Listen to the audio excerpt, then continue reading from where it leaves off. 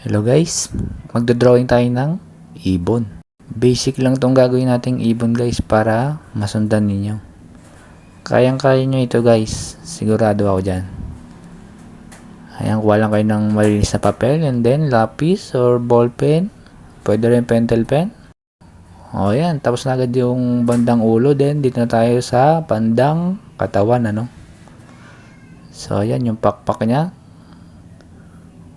O diba? Ang dali lang i-drawing. Tapos dito na tayo banda sa paa niya, Yung sa mga hindi po makasunod, pwede nyo pong i-save itong video para mapag-practicean nyo, Ayan, pag pinag-drawing kayo ng ibon, ito lang gayahin nyo. Madali lang, kayang-kaya nyo ito guys. Sigurado ako dyan. So, yung isang pakpak niya. Then, yung mata. Ayan. Tapos, kukulayin na natin siya, para mas lalo siyang gumanda. Ayan yung tuka niya, tsaka paa, kulay brown. Then, yung katawan niya is red.